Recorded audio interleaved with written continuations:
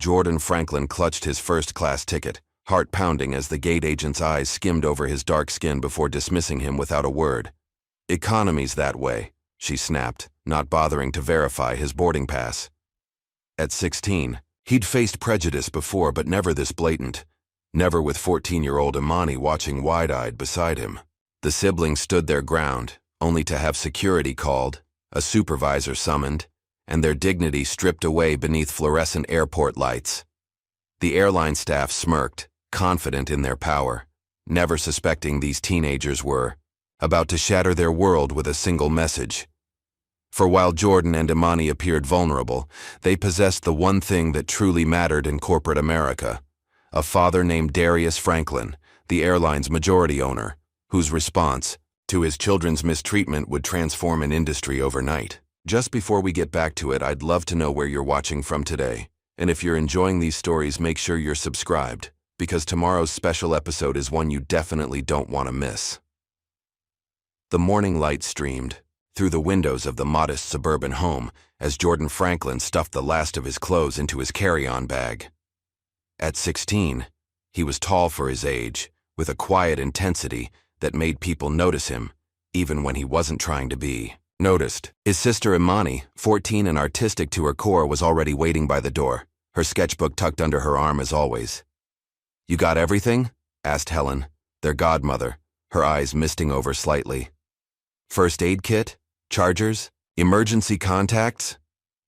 "Yes, Auntie Helen," Imani said with a gentle smile. "We've gone over the list 3 times. Helen pulled them both into a tight embrace. "Your father would be so proud seeing you two heading off on your own like this. He's worked so hard to give you these opportunities." Jordan nodded, his expression serious. "We know. That's why we're not going to mess it up." For the past decade, Helen had raised them while their father, Darius Franklin, built his business empire overseas. The siblings had seen him only during holidays and brief visits, but his presence remained constant through video calls and the opportunities he provided. This trip, their first solo journey to visit him at his newest acquisition, felt like a milestone, a recognition of their growing maturity. "The car's here," Jordan announced, peering through the curtains as a sleek black sedan pulled into the driveway. Helen fussed over them one last time, straightening Jordan's collar and tucking a strand of hair behind Imani's ear. "Remember what your father always says: stand tall, speak clearly, and never let anyone make you feel small," the siblings recited in unison, a mantra they'd grown up hearing. Helen kissed them both on the forehead. "Text me when you land. And Jordan, watch out for your sister." "Always do," he replied, grabbing both their suitcases. The drive to the airport was filled with excited chatter about what they would do first when they arrived. Imani wanted to visit the art district their father had mentioned, while Jordan was more interested in seeing the tech hub that had attracted so many investors to the region. "Dad said there's this innovation center where they're testing next-gen communication systems," Jordan said, eyes bright with enthusiasm. "I want to check out their security protocols." Imani rolled her eyes affectionately. "Of course you do, Mr. Hacker. I just want to see the murals in the old quarter." Dad said some of them date back 100 years. As they approached the departure terminal, Jordan checked their tickets on his phone one more time. "First class, gate A17, boarding in 2 hours. We've got plenty of time." The siblings thanked their driver and entered the bustling airport with the confidence that came from frequent family trips, despite this being their first big journey alone. Jordan led the way, navigating through the crowd toward the first-class check-in counter. As they approached the premium line, a gate agent, with bleached blonde hair and a tight smile, looked them up and down. Her name tag read, Leslie. Without checking their tickets, she gestured toward the economy line several yards away. "Regular check-in is over there," she said crisply. Jordan stopped, confused. "We're flying first class." He held up his phone to show their boarding passes. Leslie's smile tightened. "I'm sorry, but that line is for verified first-class passengers only." "We are verified first-class passengers," Jordan insisted, keeping his voice even despite the frustration beginning to build. "Our father booked these tickets weeks ago." Leslie leaned forward slightly, lowering her voice. Look, those tickets look unusual. They might be fake boarding passes.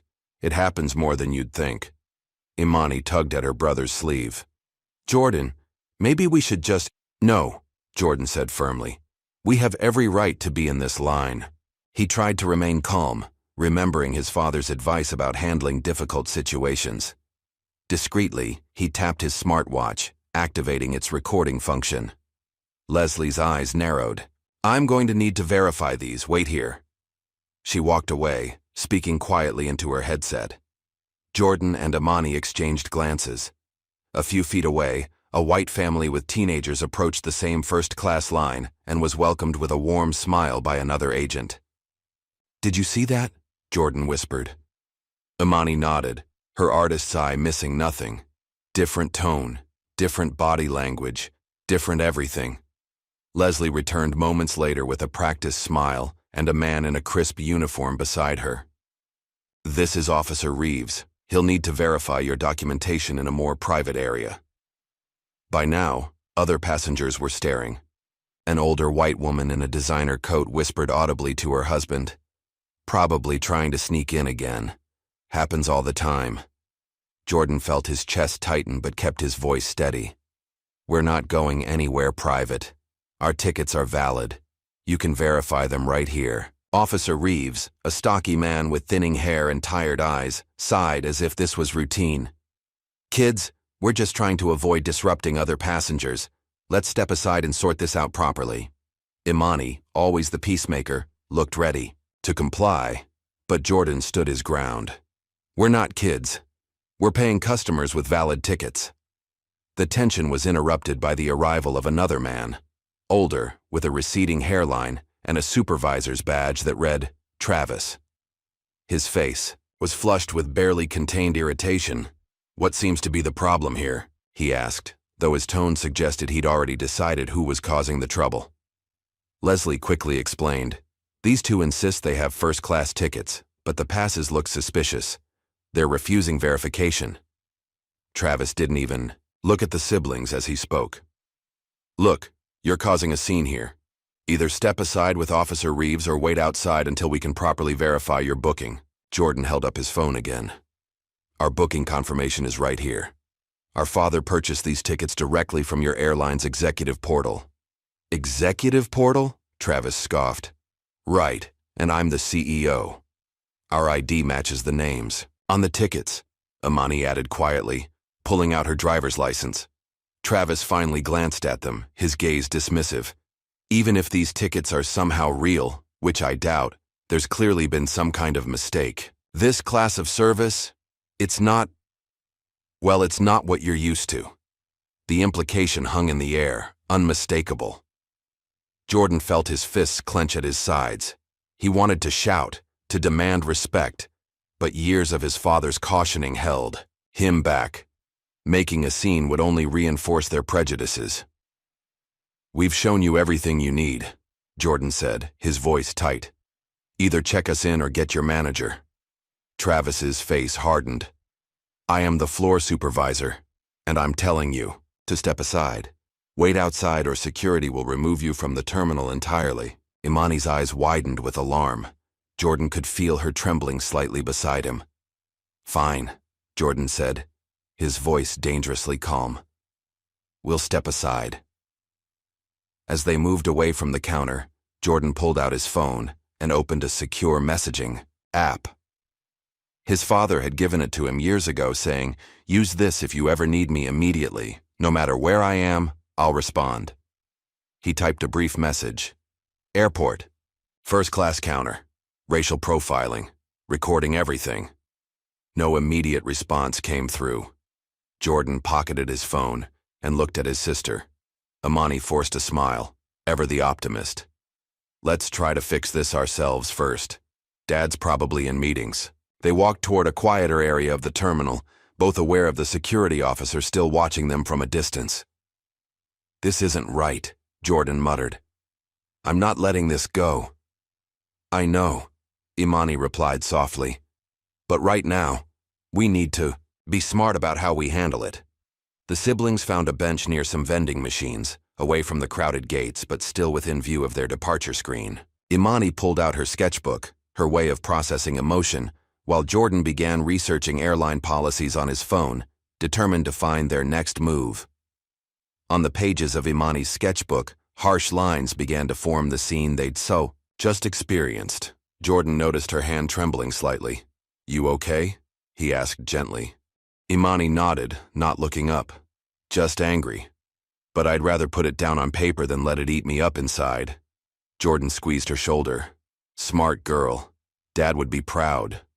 He returned to his phone, pulling up passenger rights documents and taking screenshots of key sections. "There's got to be something here we can use."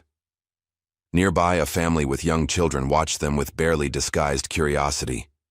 Jordan overheard the mother whispering something about unaccompanied minors and security concerns. "They think we're troublemakers," Imani whispered, also noticing the stares. "Let them think what they want," Jordan replied. "We know the truth." His phone suddenly vibrated, a news alert about flight delays due to weather conditions at their destination. Jordan's heart sank. If the flight was delayed, they'd be stuck here even longer. "I'm going to check the status board," he told Imani. "Stay here, okay?" As Jordan approached the large digital display, he noticed Officer Reeves speaking with another security guard while glancing in his direction. They were being watched. Jordan pretended not to notice, scanning the board for their flight information. No delays posted yet, but several other flights to nearby cities had been pushed back by hours. When he returned to the bench, Imani was no longer alone. An elderly black woman in a wheelchair had positioned herself nearby and was engaged in conversation with his sister. "Just like that every single time," the woman was saying as Jordan approached. 40 years of flying and they still act like I don't belong." "This is my brother, Jordan," Imani said, gesturing as he sat down. "Jordan, this is Ms. Eva Montgomery. She's having the same problem we are." Eva Montgomery had the kind of dignified presence that commanded respect without asking for it. Her silver hair was pulled back in a neat bun, and though her body might have weakened with age, her eyes were sharp and alert, missing nothing. "Pleased to meet you, young man," she said, extending a hand adorned with a single gold ring. "Your sister was just telling me about your encounter with our friends at the counter." Jordan shook her hand.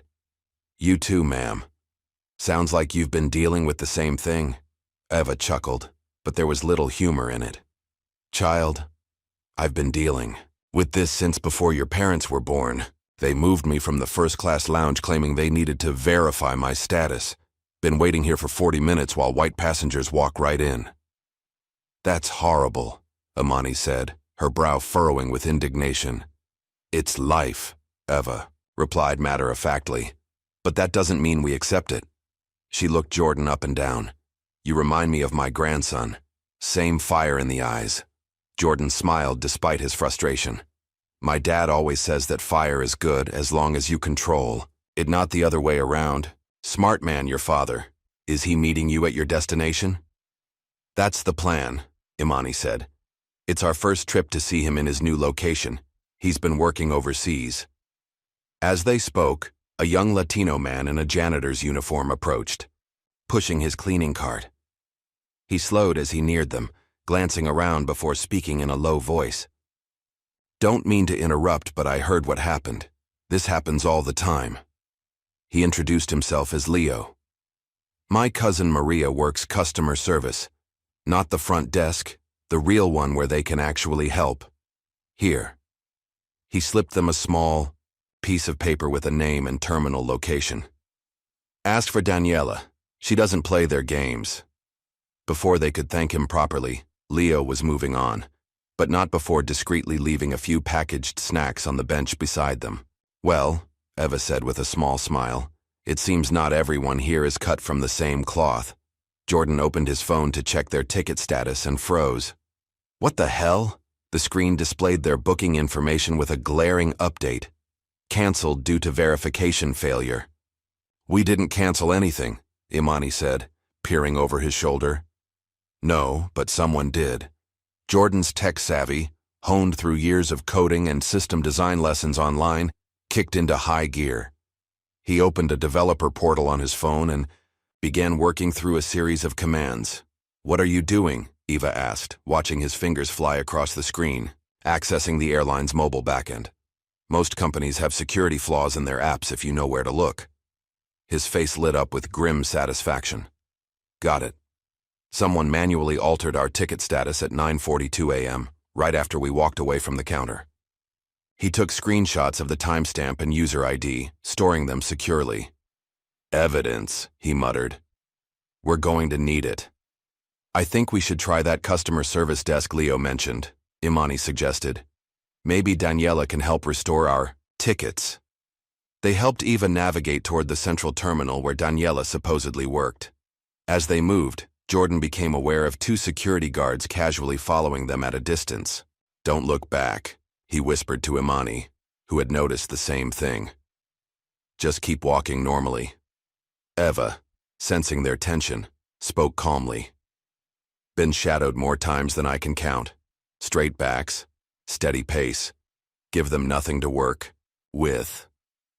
The main customer service hub was crowded with frustrated travelers dealing with delays and cancellations. After waiting in line for 20 minutes, they reached the desk only to be met by a young man with a harried expression. "Not Daniela." "Daniela's on break," he said after they asked for her. "I can help you."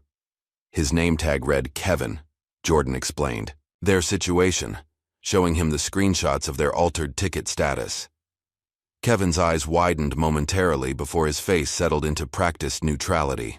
"I'm sorry, but it looks like our system is experiencing issues right now. I can't access your booking." His fingers never touched his keyboard. His eyes never looked at his screen. The lie was so transparent that even Imani's patience began to wear thin. "You didn't even try to look it up," she pointed out. Kevin's smile remained fixed. "Like I said, system issues. Maybe try again in a few hours? Next, please." As they stepped away from the desk, Eva sighed heavily. "I need to rest these old bones. For a bit. You two go on. I'll wait here." "We're not leaving you," Imani insisted, her natural compassion overriding her own frustration. They found a row of seats where Eva could rest while they regrouped. Jordan continued working on his phone, trying different approaches to recover their ticket information. Imani decided to go get some water for Eva, who was looking increasingly tired. "I'll be right back," she promised, heading toward a nearby cafe. As she approached the cafe, Imani overheard familiar voices around the corner. Leslie, the gate agent from earlier, was speaking to another airline employee. Instinctively, Imani slowed her pace, staying just out of sight. "Can't believe they actually thought they could pull it off," Leslie was saying with a laugh. "What kind of rich dad lets their street kids run wild like this? Probably stole someone's credit card to book those tickets." "Did you see their faces when Travis showed up?" the other employee responded. "Priceless. He's got a reputation for handling these situations." "By these situations, you mean?" Leslie's voice lowered. "You know exactly what I mean," came the reply, followed by more laughter. Imani stood frozen, the conversation burning into her memory.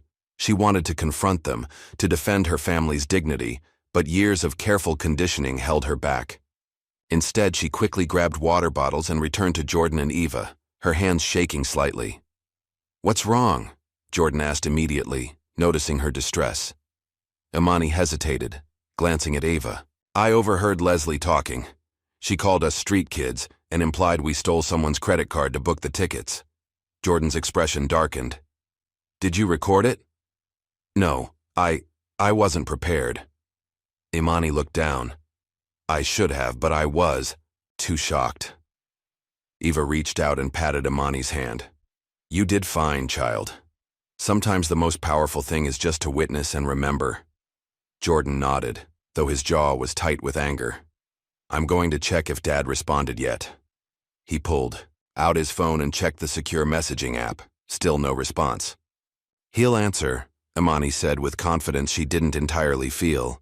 "He always does eventually." Jordan was about to reply when Eva suddenly straightened in her wheelchair. "I need to use the restroom. Would you mind helping me get there, dear?" "Right." "Course," Imani said. "I'll take you." "No need to both come," Eva insisted. I'm sure this young man has plenty to do with his investigation. I just need a push to get there, then I can manage. Reluctantly, Jordan stayed behind with their belongings while Imani wheeled Eva toward the nearest restrooms. The lines were long, and a sign indicated that the accessible stall was out of order. Maybe we should try another restroom, Imani suggested. Eva shook her head. This will have to do. I'll just need to stand for a bit. They waited their turn, but when they reached the front of the line, a TSA agent approached them. Wheelchair needs to go through separate screening, he said abruptly. I'm just taking her to the restroom, Imani explained. Policy, the agent insisted. She needs to stand and walk through the scanner. She can't stand for long periods, Imani protested. The exchange grew heated, drawing attention from passers-by. Eva, determined to maintain her dignity, attempted to stand as requested. But after being forced to wait several minutes for the agent to finish a conversation with a colleague, her legs gave way. Ms. Eva! Imani cried as the elderly woman collapsed to the floor. The TSA agent looked panicked, suddenly realizing the severity of the situation. I was just following protocol. Someone help! Imani shouted, kneeling beside Eva, who was conscious but clearly in distress. Jordan, who had followed at a distance to keep an eye on them, pushed through the gathering crowd. What happened? He demanded, immediately dropping to Eva's side. They made her stand too long, Imani explained, tears welling in her eyes. I told them she couldn't. Jordan looked up at the TSA agent with cold fury. Call medical! Now! The agent fumbled with his radio, finally calling for assistance. People stood watching but doing nothing as Eva lay on the floor, her breathing labored, but her eyes still alert. I'm fine, she insisted, though she clearly wasn't. Just need to catch my breath. EMTs arrived minutes later, quickly assessing Eva's condition and helping her back into her wheelchair. Blood pressure's elevated, one of them noted. We should take her to the medical station for monitoring. As they prepared to move Eva, Jordan felt a cold rage building within him. Not the hot, impulsive anger of youth, but something deeper and more controlled. He raised his smartwatch again, recording everything, capturing the indifferent faces of the airline staff watching from a distance, the embarrassed but unapologetic expression of the TSA agent, the curious onlookers treating human suffering like a spectator sport. With deliberate precision, he composed another message to his father. You warned them once, now it's your move. This time, his phone pinged almost immediately with a response. A single word from Darius Franklin. Engaged. Jordan looked at Imani, who was holding Eva's hand and speaking softly to her as the EMTs prepared to take her to the airport's medical station. What did Dad say? Imani asked, looking up at her brother with tear-streaked cheeks. He's coming, Jordan replied, a grim smile spreading across his face. And he's bringing the storm with him. Eva, despite her discomfort, caught the exchange. Your father, she said quietly. Who exactly is he? Jordan leaned down close to her ear. Darius Franklin. Eva's eyes widened slightly, recognition dawning. The Darius Franklin? Of Langston Holdings? Jordan nodded once, his expression solemn. A slow smile spread across Eva's face. Well, well, she murmured. This just got interesting. As the EMTs wheeled Eva away, Imani at her side, Jordan remained standing in the middle of the terminal, his posture straight and confident for the first time since they'd arrived. A single silent tear ran down his cheek, not of sadness or fear, but of righteous anger finally finding its purpose. He glanced toward the first-class check-in counter where Leslie and Travis were now helping other passengers, oblivious to the forces aligning against them. Jordan allowed himself a small smile. You should have just checked our tickets, he whispered to himself. But now you'll have to answer to him. As Eva was wheeled toward the medical station, Jordan and Imani followed close behind, their original travel plans now completely derailed. Jordan's phone buzzed with a notification from the secure messaging app. Unlike the single-word response from before, this time it was a full message. Facial recognition accessed. Location confirmed. Stay visible. Do not engage further with staff. Protect Eva. I have eyes on you now. Jordan showed the message to Imani, whose eyes widened. "Dad has access to the airport cameras?" she whispered. "Dad has access to everything," Jordan replied with newfound confidence. "Remember when he told us about the backdoor protocols he built into his acquisitions?" Imani nodded slowly. "I thought that was just him bragging." "Apparently not." Jordan pocketed his phone, a small smile playing at the corners of his mouth. Now we wait. Miles away in a sleek, windowless command center, Darius Franklin sat surrounded by monitors. At 45, he had the lean, poised look of a man who had fought his way to success through sheer force of will. His dark eyes, so like Jordan's, scanned the displays with laser focus as his fingers flew across multiple keyboards. "Begin compliance audit sequence," he commanded into a headset. "Authorization code, Layla Phoenix 7729. A female voice responded from the speakers. "Compliance audit initiated. Target systems, Northern Skies Airlines. Access level, executive override." Darius leaned back slightly as data began flooding his screens. Passenger manifests, employee records, security feeds from multiple airports nationwide. On one monitor, he could see his children sitting beside Eva's hospital bed, Jordan's arm protectively around Imani's shoulders. "Initiate Phase 1, Darius said, his voice deadly calm. "Protocol 17. Back at the airport, Jordan's phone pinged with an automated alert. He opened it to find a notification from the Airline's app. "Flight NS1.29 delayed. New estimated departure. Pending system verification." "Look," he showed Imani. "It's starting." "What's starting?" Imani asked, confusion clouding her features. Before Jordan could answer, more alerts began popping up on his phone, flight delays spreading across the terminal like ripples in a pond. On the main departure board, status indicators flickered, from green to yellow to red. Announcements began playing over the PA system about temporary system issues and verification protocols. "Dad's inside their system," Jordan whispered. "He's locking them out." Eva, who had been listening from her hospital bed, chuckled softly despite her discomfort. "Your father isn't messing around, is he?" Across the airport, confusion was spreading.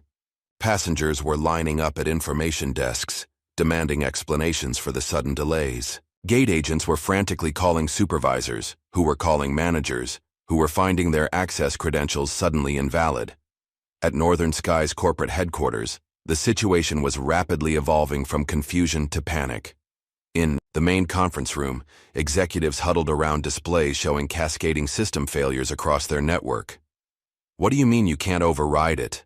demanded Victor Reynolds, the airline's chief operations officer. "You're the head of IT." The IT director, a harried-looking man with sweat staining his collar, shook his head frantically. "Someone's locked us out of our own systems. Every time we bypass one firewall, another one appears. It's like the system is rewriting itself in real time." "That's impossible," Victor snapped. "Systems don't rewrite themselves." Just then, every screen in the room flickered and went black. After a moment of stunned silence, white text began appearing on the dark background. "Emergency compliance protocol activated by Langston Holdings, majority shareholder. Article 17 enforcement in progress. Stand by for system-wide audit." Quine. Room erupted in chaos. Langston Holdings? Isn't that Darius Franklin? Jesus Christ. Why would he trigger an emergency compliance audit without warning? The CEO, William Palmer, a silver-haired man with an perpetual tan, slammed his hand on the table. "Someone get Franklin on the phone right now." As the executive scrambled, a junior analyst quietly pulled up an archived news article on her tablet and slid it toward her supervisor. The headline read, "Tech mogul's wife dies after denied boarding. Airline cites security concerns." The date was 10 years earlier. The airline was a smaller company that had since been acquired by Northern Skies. "Oh my God," the supervisor murmured, scanning the article. Franklin's wife was profiled and denied boarding when she needed emergency medical attention. She died waiting for another flight, and now his children are being profiled at one of our gates, the analyst added quietly. The supervisor looked up, face pale. We're so screwed. In the airport medical center, Jordan was searching through archived news articles on his phone, his expression growing increasingly somber. I never knew, he said quietly to Imani. About Mom. About how she died. Imani leaned over to look at his screen, her artistic hands trembling slightly as she took in the headline. Dad never told us the details. Just that it was an accident. It wasn't an accident, Jordan replied, his voice hard. It was negligence and prejudice. He scrolled through more articles, absorbing the painful truth. She was denied boarding because they thought her diabetes emergency was suspicious behavior. By the time she got medical help, it was too late. Imani's eyes filled with tears. And now it's happening again. To us. To Ms. Eva. Eva, who had been pretending to sleep, opened her eyes. Your mother's name was Layla, wasn't it? I remember that case. It was one of the reasons I started advocating for travel rights. Jordan looked up, surprised. You knew about this? Child, I've been fighting these battles for decades, Eva said gently. Your mother's case was a landmark one for many of us. I just never made the connection to your father until now. Before they could discuss it further, Jordan's phone chimed with another alert. This one was different. A news notification. Breaking. Northern Skies Airlines grounds all flights for emergency system inspection. All flights, Imani gasped. Dad shut down the entire airline? Not just the flights, Jordan murmured, reading further. Look, air traffic control is redirecting their entire fleet. Planes already in the air are being diverted to the nearest airports. Eva let out a low whistle. Your father isn't just sending a message, he's declaring war. Meanwhile, at the first-class check-in counter, Leslie was dealing with increasingly irate passengers as the system continued to malfunction. Her supervisor, Travis, approached with a thunderous expression. What the hell is going on? He demanded. Nothing's working. I don't know, Leslie replied, her composure cracking. The entire network is locked up. Travis lowered his voice. Listen, I just got word from upstairs. This might be connected to those two kids from earlier. Leslie stared at him. What? How could two teenagers crash our entire system? I don't know, but they want us to delete any records of the incident. All of it. Security footage, boarding pass verifications, everything. Leslie glanced around nervously. Why would we do that unless they're connected to someone important? Travis finished for her. Just do it. I'll handle security. As they hurriedly began covering their tracks, neither noticed the janitor, Leo, watching from nearby, recording everything on his phone. Outside the terminal, news vans were beginning to arrive, drawn by reports of the unprecedented airline shutdown. Among them was a sleek black SUV with tinted windows. The driver, a woman in a tailored suit, spoke quietly into her earpiece. Eagle has landed, proceeding to medical bay. Inside the vehicle, Darius Franklin closed his laptop. Time to see my children, he said to no one in particular, his voice both tender and dangerous. In the medical center, Jordan received one final message from his father. I'm here. Jordan and Imani exchanged glances, a mixture of relief and apprehension on their young faces. Their father was a loving but distant figure in their lives, always providing, always protecting, but rarely present. Now he was about to make an entrance that would change everything. Is that him? Imani whispered, nodding toward the entrance, where a tall, imposing figure had appeared, flanked by serious-looking men and women in professional attire.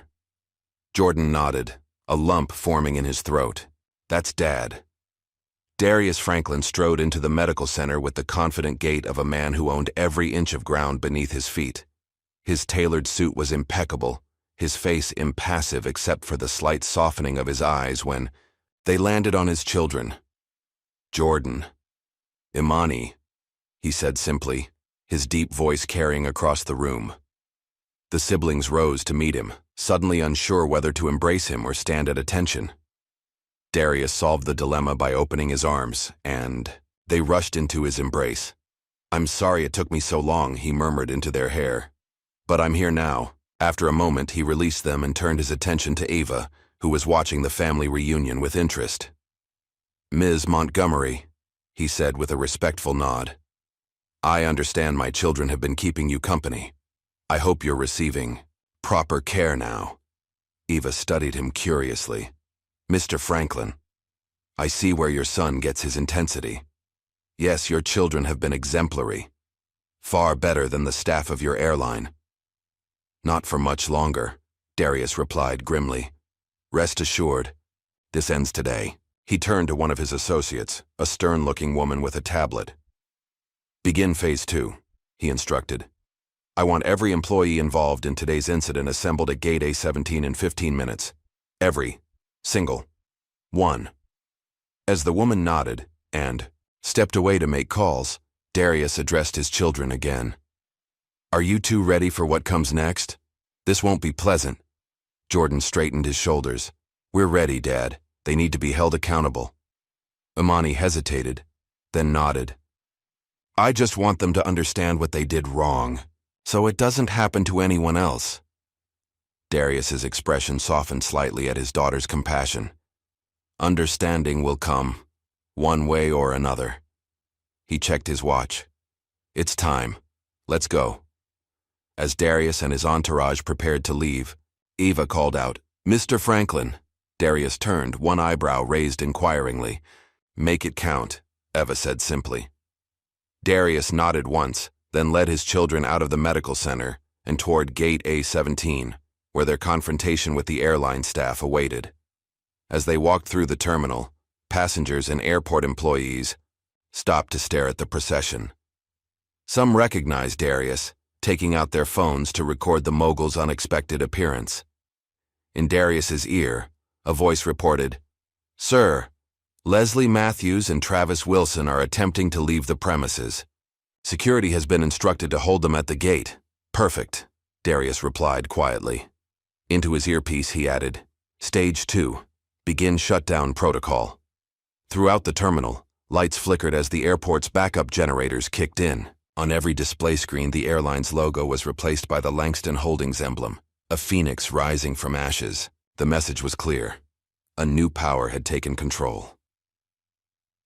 In a quiet corner of the Northern Skies employee break room, Travis Wilson sat alone, his head in his hands. The chaos unfolding throughout the terminal seemed distant compared to the turmoil in his own mind. On his phone, he repeatedly watched the security footage of himself confronting Jordan and Imani earlier that day. "Why didn't I just check their damn tickets?" he muttered to himself, rewinding the footage to watch his own dismissive gestures, his refusal to make eye contact with the teenagers. The way he'd treated them reminded him painfully of another failure in his life.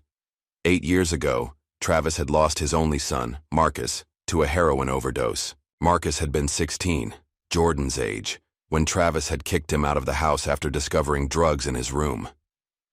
Tough love, he'd told himself then. Marcus had died alone in a shelter 3 months later. Every time Travis saw young, black men Jordan's age, something in him reacted with a mixture of grief and judgment.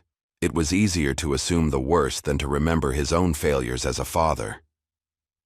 A notification appeared on his screen, an all-staff message ordering personnel involved in the Franklin incident to report to Gate A17 immediately. Travis felt his stomach drop. Franklin. The name hadn't registered earlier, but now the connection was clear. Those kids were Darius Franklin's children.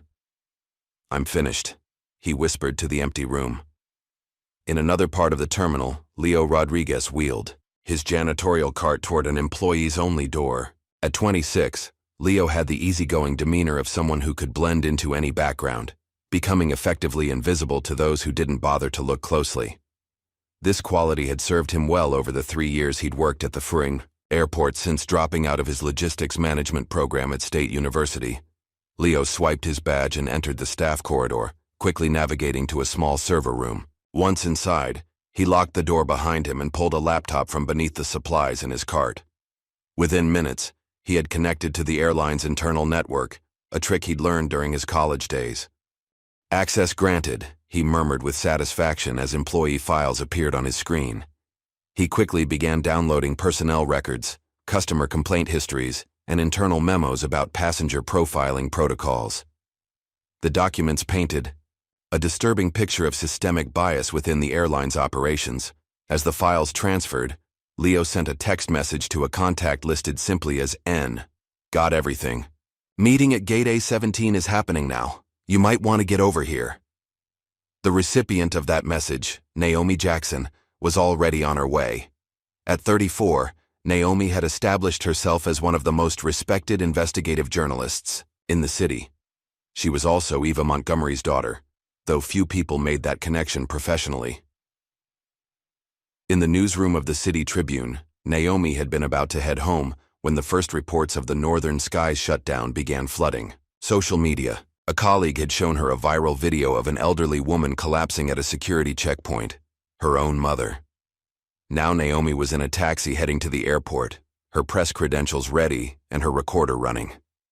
Her phone pinged with Leo's message. Gate A17, she instructed the driver, and hurry. Meanwhile, in a secluded VIP lounge requisitioned by Darius's team, Jordan and Imani sat across from their father as he briefed them on what would happen next. The confrontation will be public, Darius explained. I want witnesses.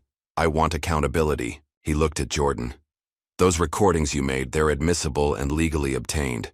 I'm proud of your foresight. Jordan nodded, a surge of warmth spreading through his chest at his father's praise. I just did what you taught us. Darius turned to Imani. This will be difficult for you, I know. You've always been compassionate, like your mother. His voice caught slightly on the last word. But sometimes justice requires discomfort. Imani nodded, though uncertainty lingered in her eyes. I understand. But Dad, what happens to the people who did this? To Leslie and Travis? That depends on them, Darius replied carefully. On whether they can acknowledge their actions and commit to change. A knock at the door interrupted them. One of Darius's aides entered, tablet in hand. Sir, we've received an interesting development. Someone from inside the airline has leaked documents to a journalist, extensive evidence of racial profiling, not just in this incident but system-wide. Darius raised an eyebrow. Who's the journalist? Naomi Jackson, from the City Tribune. Jordan's eyes widened. Jackson? As in Eva's daughter, Darius finished, a small smile playing at his lips. This day gets more interesting by the minute. He stood, straightening his tie. It's time. Gate A17, once designated for their departure, had been transformed into an impromptu tribunal. Airline staff, including Leslie and Travis, stood nervously near the counter while Darius's security team maintained a perimeter. Passengers gathered at a respectful distance, sensing that something unprecedented was unfolding. Some had their phones out, recording. As Darius approached with his children, the crowd parted like water. In the sudden quiet, his footsteps echoed against the polished floor. He stopped directly in front of the gate, surveying the assembled staff with an unnervingly calm expression. I'd like to speak with the gate manager, he announced, his voice carrying without effort. Travis stepped forward, his earlier arrogance replaced by thinly veiled fear. I'm the floor supervisor, he said, not quite meeting Darius's eyes. Travis Wilson, Darius stated, rather than asked. You work for me. Travis blinked in confusion. Sir? You work for me, Darius repeated. As of 3 months ago, when Langston Holdings acquired a controlling interest in Northern Skies Airlines, I am your majority shareholder, your chairman, and effectively, your boss. He gestured toward Jordan and Imani. And these are my children, whom you humiliated, discriminated against, and attempted to remove from my airline earlier today. A collective gasp went through the crowd. Leslie, standing slightly behind Travis, visibly paled. At that moment, a woman with a press badge pushed through the crowd, followed by a cameraman. Naomi Jackson, City Tribune, she announced, holding up a recorder. Mr. Franklin, would you care to comment on the unprecedented grounding of Northern Skies' entire fleet? Darius smiled thinly. Perfect timing, Ms. Jackson. I was just about to address that.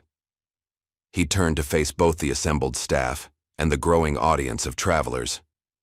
Today, My children experienced something that no passenger should ever face. Discrimination, based on the color of their skin. Leslie stepped forward, her professional mask firmly in place. Sir, there's been a misunderstanding. We were simply following security protocols. Save it, Jordan interrupted, surprising everyone, including himself, with the authority in his voice. I recorded everything. He raised his smartwatch, including when you redirected us from the first-class line without checking our tickets, when you accused us of having fake boarding passes, and when you called security to have us removed. As Jordan spoke, Leo emerged from the crowd, positioning himself near Naomi. Something in his posture caught Imani's attention, a quiet confidence that hadn't been there earlier when he was pushing his janitorial cart.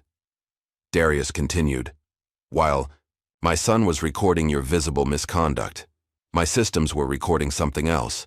The deliberate cancellation of their valid tickets after they walked away, the security flags added to their profiles without cause, and the internal communications, suggesting this was standard procedure rather than an isolated incident. Travis attempted to defend himself. Mr. Franklin, with all due respect, your children were being aggressive. Were they? Darius raised an eyebrow. He gestured to a nearby screen, which suddenly displayed crystal-clear footage from Jordan's smartwatch. The video showed the entire interaction, including Travis's dismissive behavior and thinly veiled threats. As the footage played, Jordan stepped forward. I also captured audio you didn't know I was recording. He tapped his watch again, and Travis's voice filled the gate area. That they don't belong here. Make sure they're escorted out before they cause more trouble. The crowd murmured in shock and disgust. Travis's face contorted with a mixture of shame and defiance. This isn't just about my children, Darius continued. This is about a pattern of behavior that has gone unchecked for too long. He nodded to another aide, who distributed tablets to the senior staff members present. On these devices, you'll find documentation of over 300 similar incidents in the past year alone, all conveniently categorized as security concerns rather than what they really are, racial profiling. As the executive scrolled through the damning evidence, phones began ringing throughout the group. One of them, a woman in a tailored suit who had flown in from headquarters, whispered urgently to her colleague, 3 board members just resigned, effective immediately. The stock is in free fall. Naomi, who had been recording everything, stepped closer to Imani. Would you be willing to share your experience on camera? She asked quietly. People need to hear this from you directly. Imani hesitated, looking to her father and brother for guidance. Jordan nodded encouragingly, but Darius remained neutral, allowing her to make her own choice. Before Imani could decide, a message arrived on Naomi's phone. She glanced at it, then looked up with renewed purpose. My mother, Eva Montgomery, was also profiled by your staff today, she announced to the assembled airline representatives. She collapsed after being forced to stand unnecessarily by your security personnel, despite her obvious physical limitations. This revelation caused another ripple of shock through the crowd. Naomi continued, her voice steady but charged with emotion. She just sent me a statement from her hospital bed, documenting years of similar treatment from this airline and others. As these developments unfolded, Leslie attempted to slip away, edging toward the exit. Jordan noticed and alerted his father with a subtle nod. Darius's voice cut through the commotion like a blade. Leslie Matthews. She froze, then slowly turned back to face him. Your employment with Northern Skies Airlines is terminated, effective immediately, Darius stated, his tone leaving no room for appeal. You've failed this company and its values. You're done. A spontaneous cheer erupted from the crowd of onlookers, many of whom had experienced or witnessed similar discrimination during their own travels. Leslie's face flushed with humiliation as security personnel approached to escort her from the premises. As she was led away, Jordan caught her eye for a brief moment. There was no satisfaction in his expression, only a solemn acknowledgement of consequence. With the attention of the entire terminal now focused on Gate A17, Darius delivered his final bombshell. As of this moment, I am shutting down Northern Skies Airlines operations for 48 hours, he announced. During this time, we will conduct a full audit of the airline's hiring practices, customer service protocols, and management structure. Those found to have engaged in discriminatory behavior will be removed. Those who stood by and allowed it to happen will be retrained or reassigned. The terminal erupted in a mixture of applause and concerned murmurs from affected travelers. Passengers will be rebooked on partner airlines at our expense, Darius continued, anticipating their concerns. Hotel accommodations will be provided for those with significant delays. This is not about punishing our customers. It's about ensuring that when operations resume, every passenger can expect to be treated with the dignity and respect they deserve, regardless of the color of their skin. As his father addressed the crowd, Jordan noticed something unexpected. Travis standing alone now with tears streaming down his face. The man's tough exterior had cracked, revealing something broken underneath. For a moment, Jordan felt an unexpected pang of empathy. Imani, ever observant, followed her brother's gaze and whispered, "People are complicated, even the ones who hurt us." Jordan nodded slowly, the truth of her words sinking in. Maybe that's the hardest part of all this, knowing that they're just people, making terrible choices. As Darius concluded his address and began fielding questions from the press, Jordan and Imani found themselves at the center of a story that was already spreading across social media and news outlets nationwide. Their private humiliation had become a public reckoning, their personal pain transformed into a catalyst for change. And somewhere in the crowd, Leo smiled quietly to himself, knowing that the evidence he had been collecting for years had finally found its way to people who could use it to make a difference. The crowd at Gate A17 had grown from dozens to hundreds. Travelers with delayed flights, curious airport staff, and an increasing number of media personnel formed a semicircle around the impromptu confrontation. Darius Franklin stood at the center of it all, an imposing figure whose presence commanded the terminal. For those just joining us, Darius addressed the crowd, his voice carrying effortlessly, "I'd like to speak with someone in charge of gate operations." His eyes fixed directly on Travis, who still stood frozen several feet away. Travis stepped forward reluctantly, his earlier bravado completely evaporated. "As I said, I'm the floor supervisor for this terminal, sir." Darius approached him slowly, stopping just close enough to make Travis uncomfortable. "Then you're the person who instructed your staff to racially profile my children?" A murmur ran through the crowd. Several phones rose higher to capture the exchange. Travis's mouth opened and closed before he found his voice. "Sir, we were following protocol for suspicious..." "Suspicious?" Darius cut him off. What exactly was suspicious? About two teenagers with valid first-class tickets? Before Travis could respond, Darius turned toward the crowd. "Would anyone like to guess what made my children appear suspicious?" Silence fell across the terminal. "I'll tell you what made them suspicious," Darius continued, his voice dangerously quiet. "The same thing that has made me suspicious in stores, in restaurants, and yes, in airports, despite the fact that I own this airline." He paused. "The color of their skin." Jordan and Imani stood slightly behind their father, watching the confrontation unfold. Jordan maintained his composure, but Imani fidgeted nervously, uncomfortable with the growing spectacle. "You work for me," Darius reminded Travis. "Every employee in this airline works for me, and yet my children were treated like criminals in my own establishment." Naomi Jackson, positioning herself at an optimal angle, continued recording as her cameraman captured the confrontation. She had been tipped off by Leo, and her journalistic instincts told her this story was bigger than one incident. "Mr. Franklin," she called out, "would you say this is an isolated incident or part of a pattern?" Darius glanced toward her, recognizing the strategic nature of the question. "Ms. Jackson, I believe your mother could answer that better than I could." Naomi's professional demeanor faltered slightly at the direct reference to her relationship with Eva.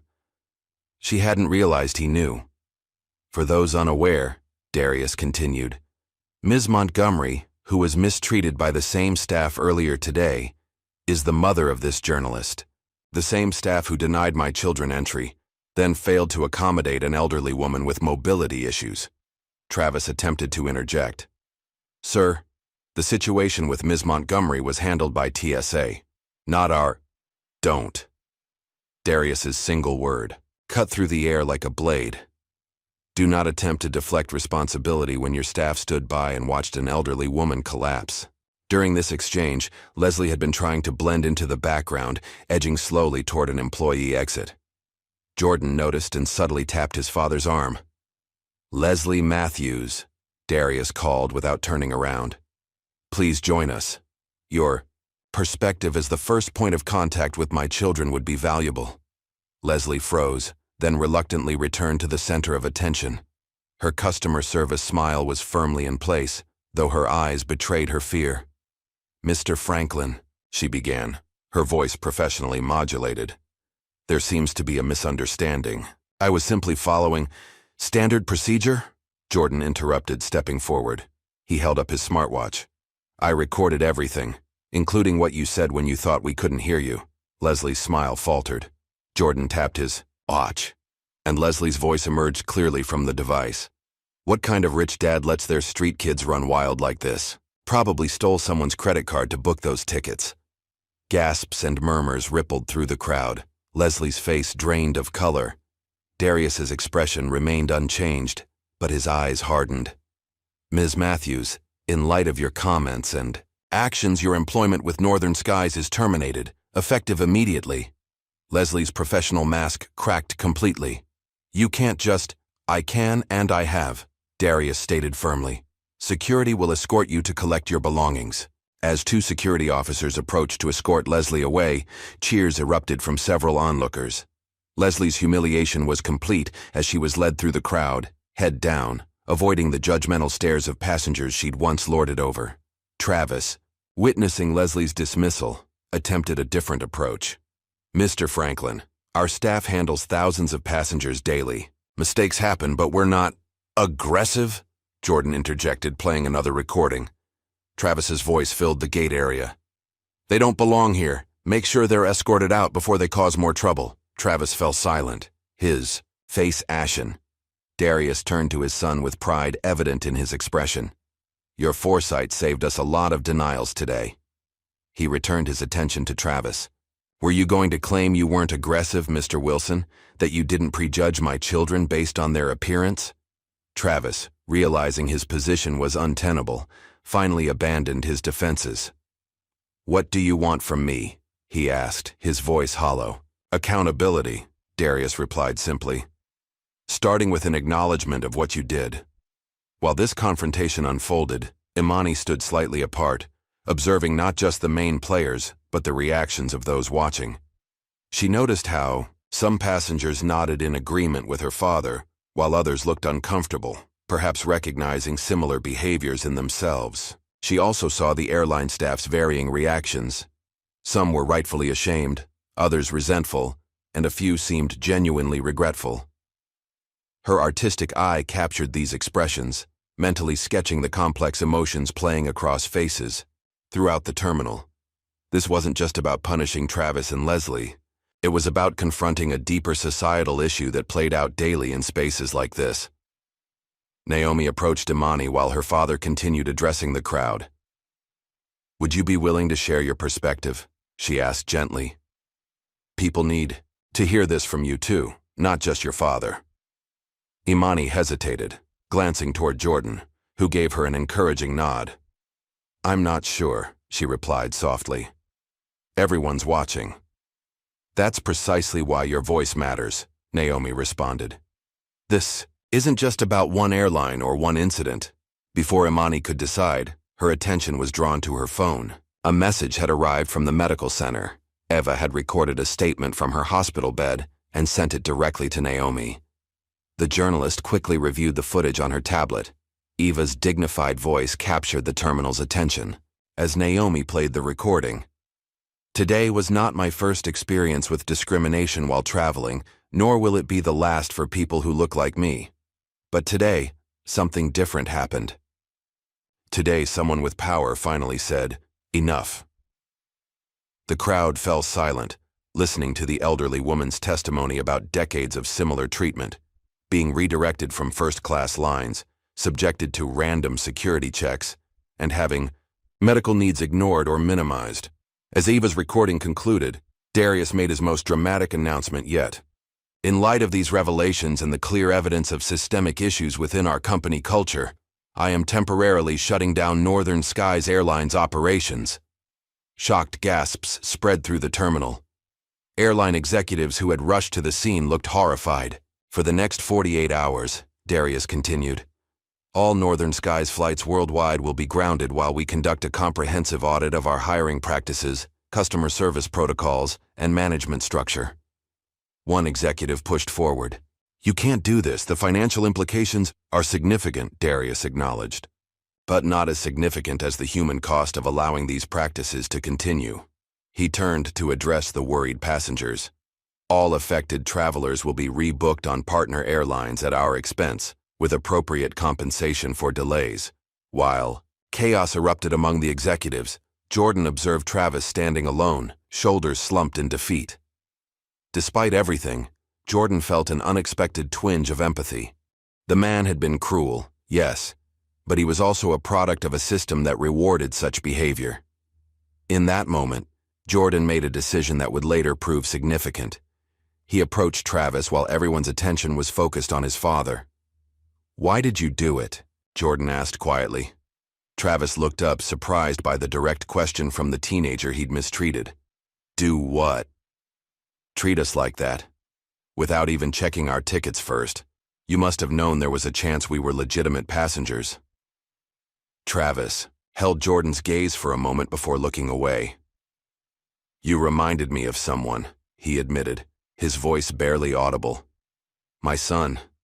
He was about your age when He trailed off, unable to finish. Before Jordan could respond, his father called for him. The conversation would have to wait. But something had shifted, a small crack in the wall between accuser and accused, a glimpse of the complicated humanity behind the discrimination. As security personnel began ushering airline staff away for questioning and processing, Darius put his arms around his children's shoulders. You've both shown extraordinary courage today, he told them. Your mother would be proud. Imani leaned into her father's embrace. Do you think this will change anything, Dad? Really change things? Darius looked down at his daughter, his expression softening. Change doesn't happen overnight, sweetheart, but sometimes it needs a catalyst. He glanced around at the media recording every moment. Today, we provided that catalyst. The image of the powerful black CEO standing with his teenage children in the middle of the airport terminal, having just grounded an entire airline over racial profiling, was already spreading across social media platforms nationwide. By morning, it would be international news. As they walked away from Gate A17, Jordan glanced back one last time. Travis was being escorted to a meeting room by Darius's staff, his future uncertain. Leslie was nowhere to be seen, and throughout the terminal, conversations about race, privilege, and accountability had begun among strangers who might never have discussed such topics otherwise. The Franklin family had turned a moment of humiliation into a reckoning, and this was just the beginning. The 48 hours following Darius Franklin's announcement became known in aviation circles as the grounding. Northern Skies Airlines stock plummeted 37% in the first day alone.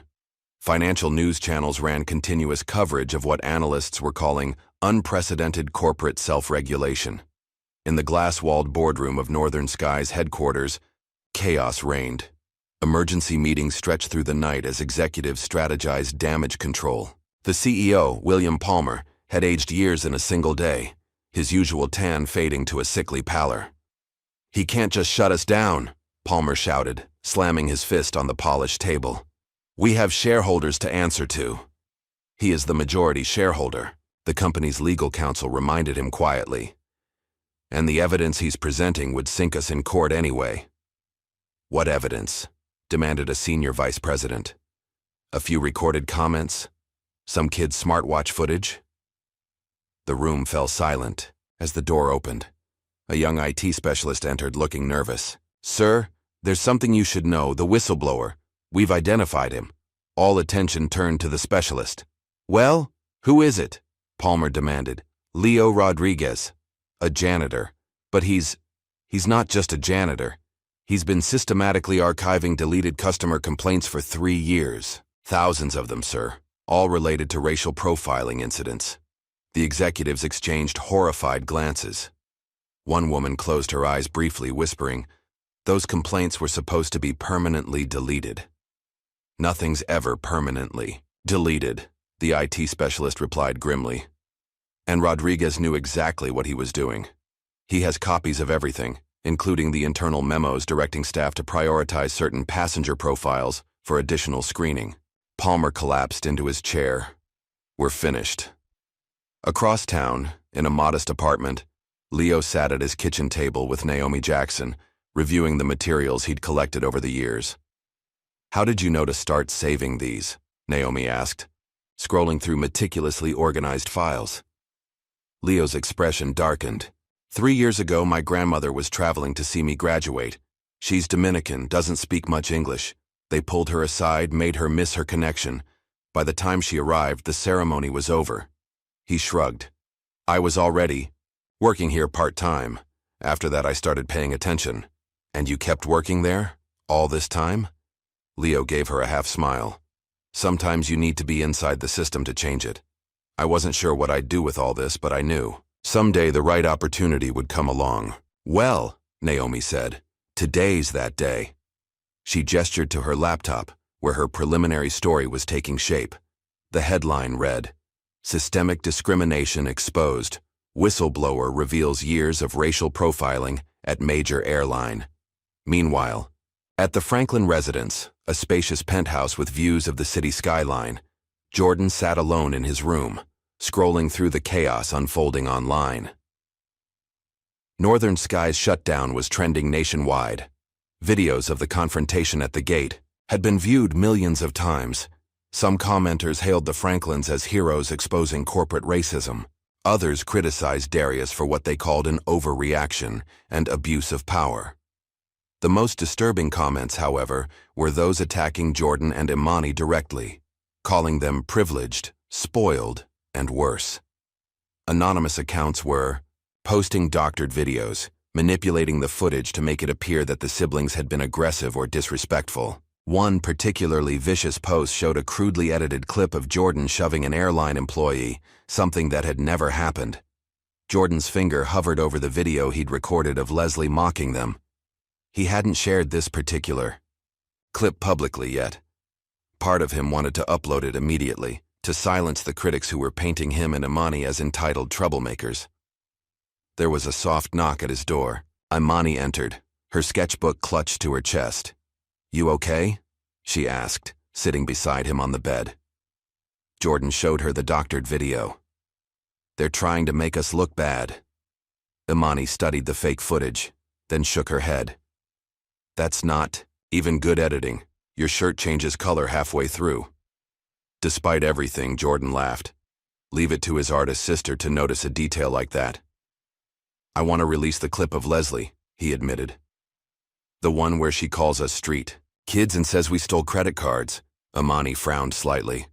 "Why haven't you?" "I don't know. I guess." Jordan hesitated. "It feels different now. She's already been fired. Everyone already knows what happened." "You're thinking about growth," Imani observed. "About giving people room to learn from their mistakes." Jordan looked surprised at his sister's insight. "Maybe, or maybe I just don't want to pour more fuel on the fire." Imani opened her sketchbook, showing him a drawing she'd been working on, a powerful rendering of Leslie's face, half in shadow, capturing both her cruelty and her humanity. "People aren't just one thing," Imani said quietly. "Dad says justice isn't about destruction, it's about correction." Jordan considered his sister's words. Then, making a decision, he uploaded the video anyway.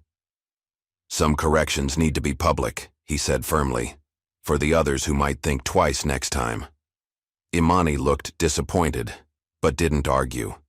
Within minutes, the clip had been shared, thousands of times. Elsewhere in the city, in a luxury hotel suite serving as Darius's temporary command center, a different drama was unfolding. Reports of a potential board coup had reached him.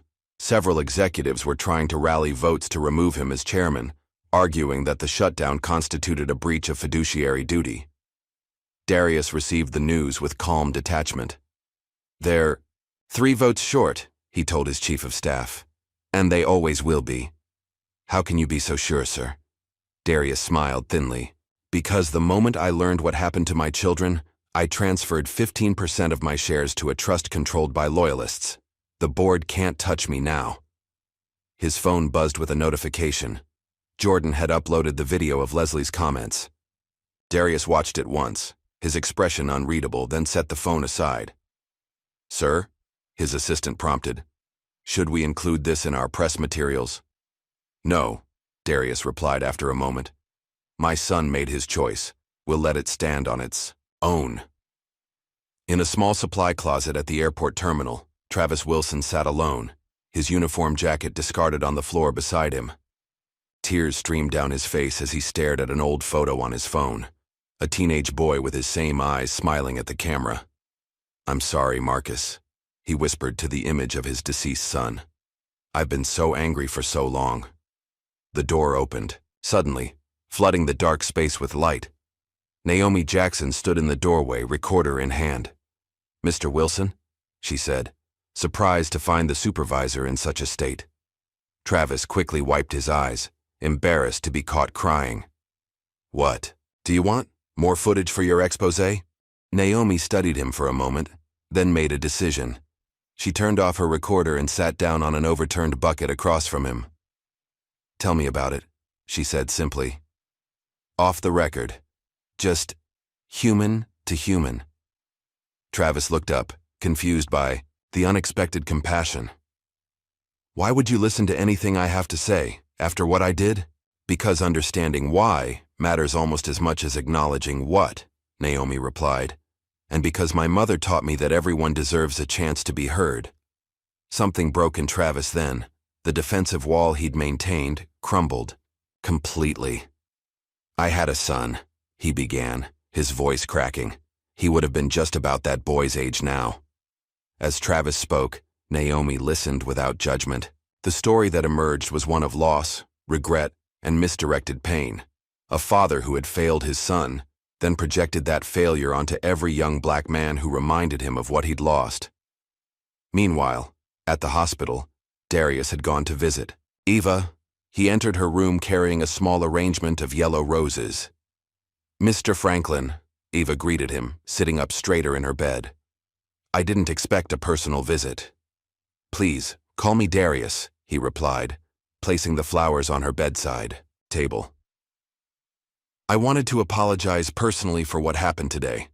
Eva waved her hand dismissively. "You're not responsible for every employee's actions." "As majority owner?" "I am," Darius said firmly. "But more importantly, I should have recognized how deep these issues went in my own company." Eva studied him thoughtfully. "You know, when my daughter started reporting on corporate accountability, I told her to look for the ones who take responsibility, even when they could easily deflect it. Those are the ones who might actually change things." Darius smiled slightly. "Your daughter is an impressive journalist. She reminds me of my Imani, sees right through to the heart of things." Their conversation was interrupted when Imani herself arrived, carrying her sketchbook. She hesitated in the doorway when she saw her father. "Come in, sweetheart," Darius called. "I was just telling Ms. Montgomery how much you remind me of her daughter." Imani approached shyly and handed Eva a sheet from her sketchbook, a beautiful drawing of Eva surrounded by young travelers of all backgrounds, her expression wise and dignified. "This is how I see you," Imani explained softly. "Teaching the next generation." Eva took the drawing with trembling hands, tears welling in her eyes. "Child, you have a gift, not just for art but for seeing people as they could be, not just as they are." As Imani accepted the praise with a modest smile, Darius watched his daughter with newfound appreciation. In the midst of corporate collapse and public scandal, the quiet wisdom of a 14-year-old artist reminded everyone what truly mattered: seeing the humanity in each other, even when it was difficult. That evening, alone in his hotel room, Darius stood before the mirror, confronting his own reflection. The man who stared back at him was powerful, wealthy, and influential, everything he had fought to become since losing Layla. But had he become the very thing he'd sworn to fight, cold, ruthless, and detached? The question haunted him as he picked up a small photo he always carried, Layla holding newborn twins, her smile radiant despite her exhaustion. "Am I doing this right?" he whispered to her image. "Is justice what we're achieving here, or just revenge?" The photo, of course, offered no answers, but somewhere in the quiet room, Darius felt something shift within him, a determination that whatever came next would need to build something new, not just tear down the old.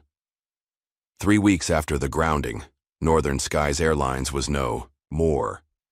The familiar blue and silver livery had been replaced with a striking new design, deep purple with a golden phoenix rising across the tail. The name Layla Air now adorned every aircraft, ticket counter, and terminal gate formerly owned by Northern Skies. Darius Franklin stood at the newly renovated terminal, surveying the transformation. The reopening ceremony was scheduled to begin in an hour, and already the press was assembling. Jordan and Imani flanked their father, both dressed in formal attire that managed to look both professional and appropriate for their ages. "Nervous?" Darius asked his children. Jordan shook his head, but Imani nodded slightly. "A little," she admitted. "Everyone will be watching." "Let them watch," Darius replied, squeezing her shoulder.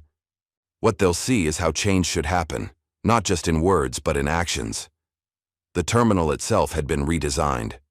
Gone were the intimidating security checkpoints and isolated service desks.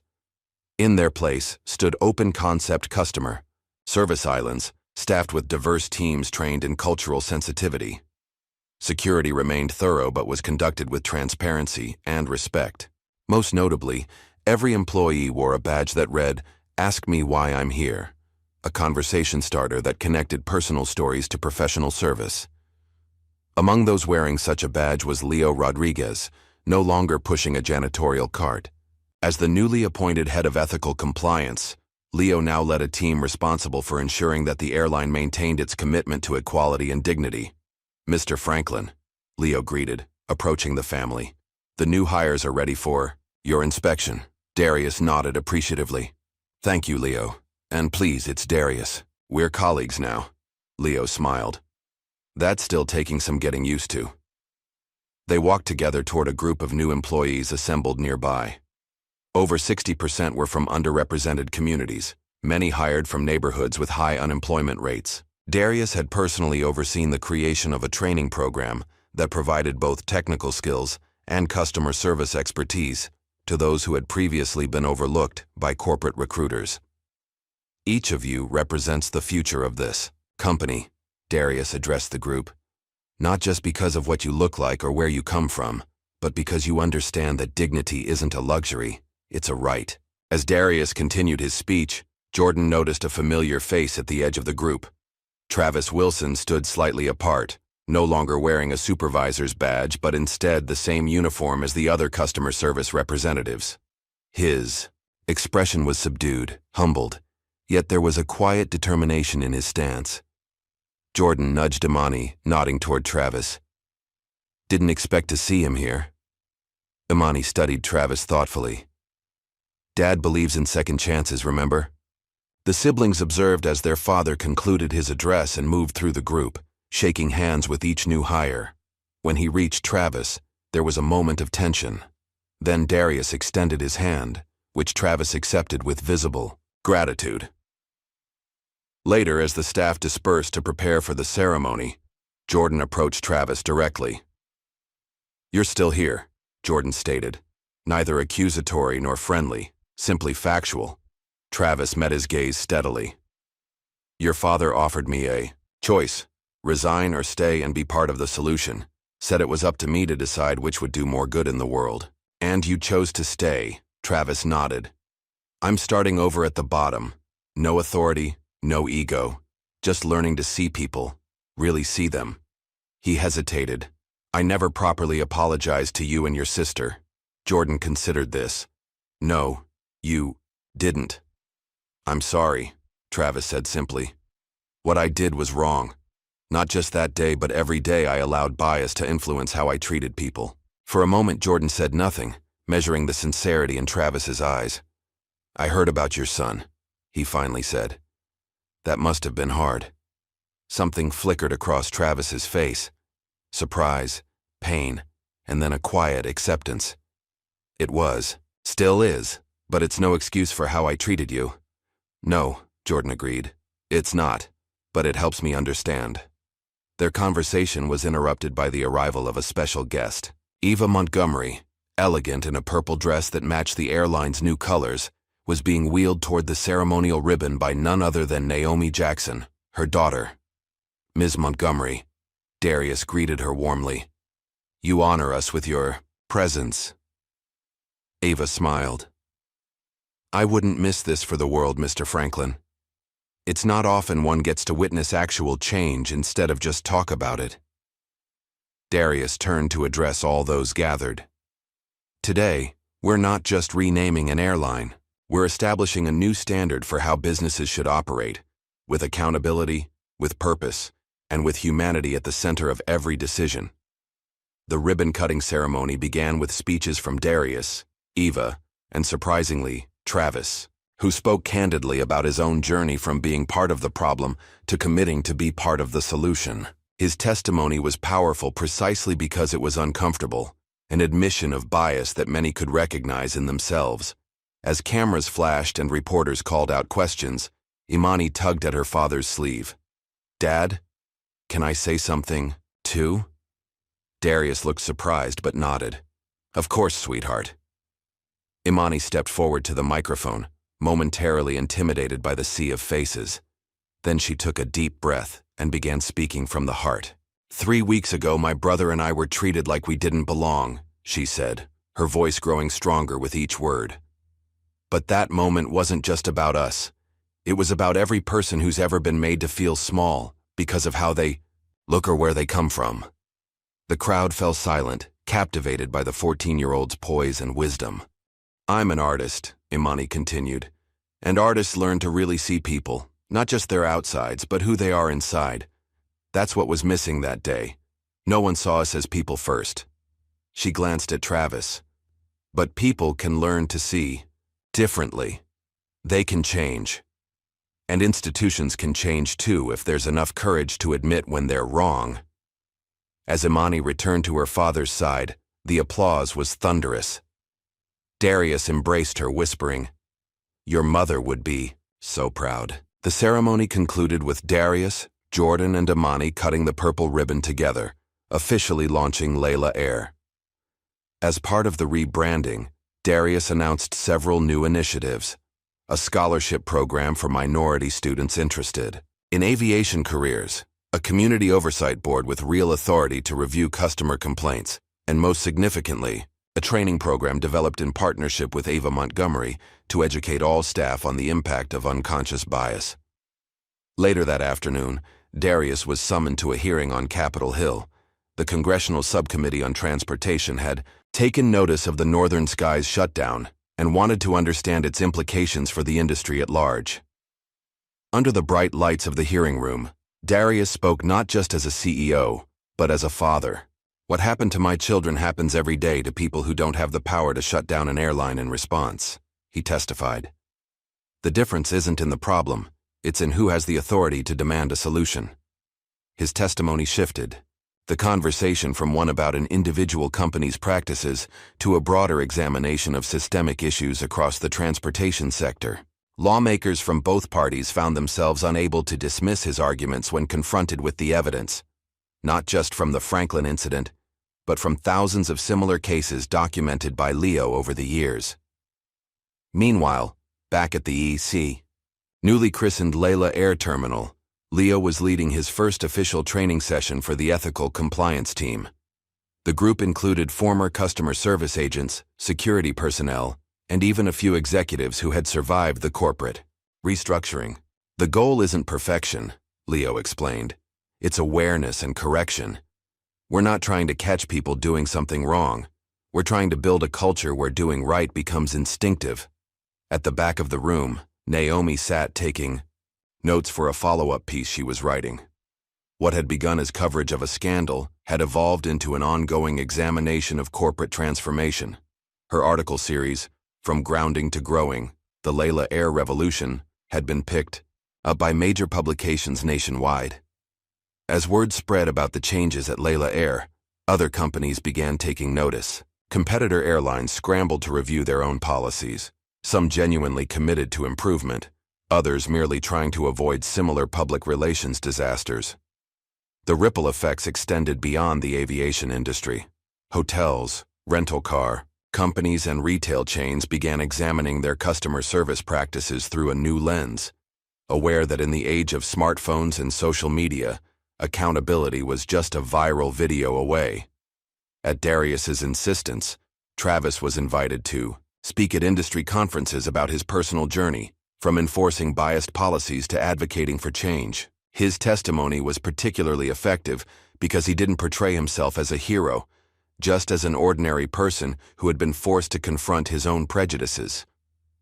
The hardest part, Travis told one audience, wasn't losing my job or facing public shame. It was looking in the mirror and seeing that I'd become someone who made children feel unwelcome because of the color of their skin. Someone my own son would have been ashamed of. For Eva, the airline transformation brought unexpected opportunities. She was given a lifetime first-class membership with Layla Air. But more importantly, she was honored with a special ceremony naming the new accessibility program after her, the Montgomery Protocol for Dignity in Travel.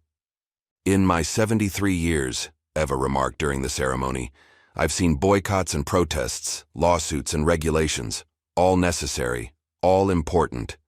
But what's happening here is different. It's transformation from the inside out. As the weeks passed, the Franklin family began to heal from both the recent incident and the older wounds reopened by it. Darius, who had immersed himself in work since Layla's death, finally took time off. He rented a quiet cabin in the mountains where he, Jordan, and Imani could reconnect away from the public eye. During those peaceful days among the pines, they talked openly about Layla for the first time in years. Not just how she died, but how she lived. Darius shared stories the children had been too young to remember, while they showed him their own ways of keeping her memory alive. Jordan through his protective nature, Imani through her art. She would have handled that day at the airport differently than I did, Darius admitted one evening as they sat by the fire. Less corporate takeover, more human connection. You did what you knew how to do, Dad, Imani said gently. You protected us. Jordan nodded in agreement. And you made sure it wouldn't happen to anyone else. Maybe, Darius mused, but I wonder if we could have achieved the same result with less scorched earth, Jordan suggested with a wry smile. Darius chuckled. Exactly. I think Mom would say it's not about what happened that day, Imani reflected.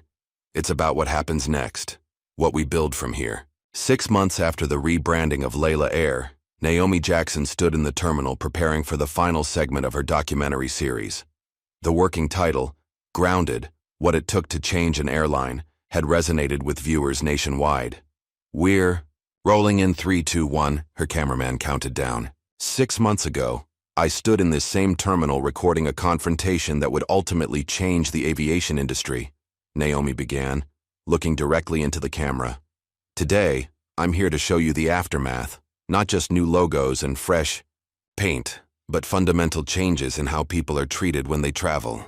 The closing scene of her documentary showed Jordan and Imani Franklin walking confidently through the terminal, no longer anxious or defensive, but moving with the assurance of belonging. The impact of the Northern Skies incident had rippled far, beyond American borders.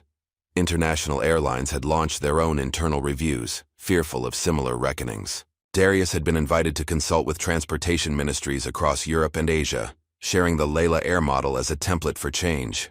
The irony, Darius told a conference in Geneva, is that treating people with dignity isn't just morally right, it's good business.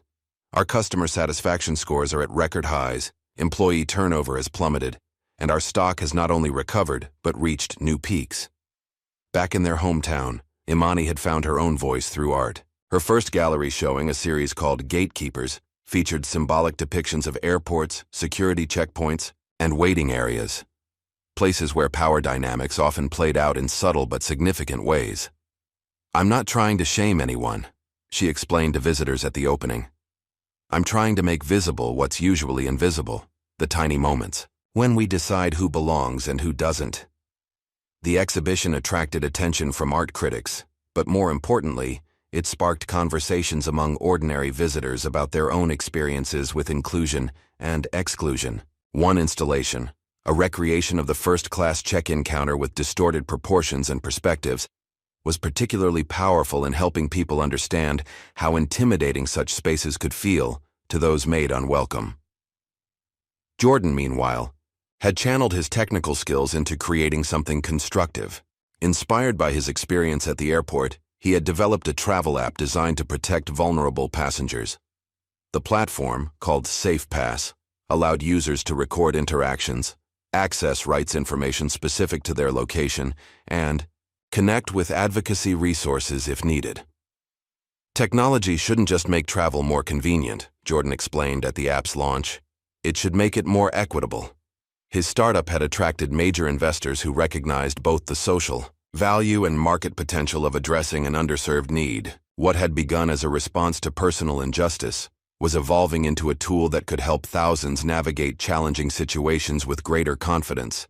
Even Leslie Matthews, the gate agent whose discriminatory actions had helped trigger the entire chain of events, experienced unexpected growth in the aftermath. Initially bitter about her termination, she had been required to perform community service as part of a settlement agreement with Layla Air.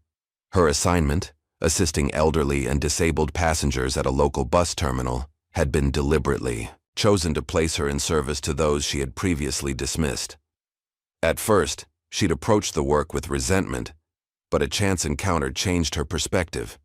An elderly black woman, struggling with her bags, had reminded Leslie powerfully of Eva Montgomery. Something shifted in Leslie that day. Not a dramatic redemption, but a small crack in the wall of defensiveness she'd built.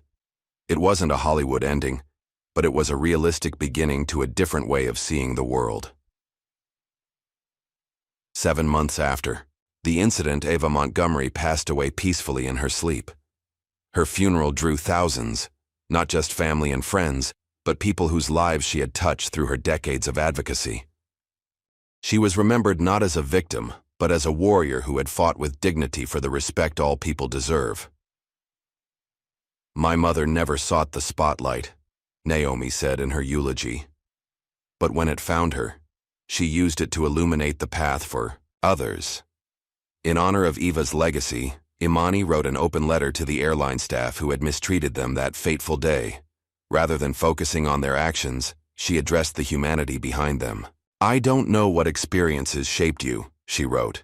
"I don't know what fears or pressures influenced your choices, but I do know that we all have the capacity to see each other more clearly, to recognize the dignity in every person we encounter. That recognition isn't the end of the journey, it's just the beginning." The letter went viral, praised for its maturity and compassion coming from someone so young.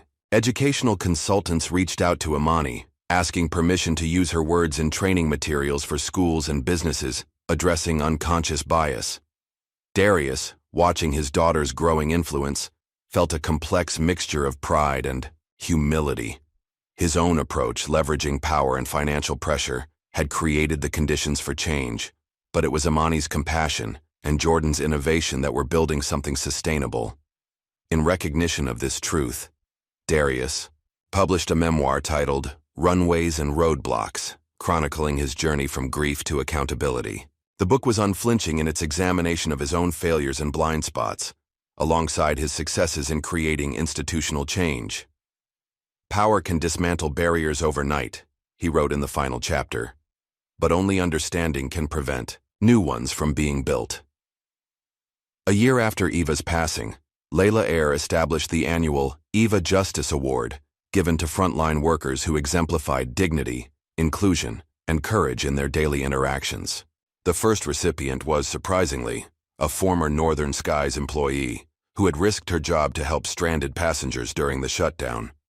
At the award ceremony, Darius, Jordan, and Imani presented the honor together, no longer just a grieving family seeking justice, but partners in creating a more equitable world.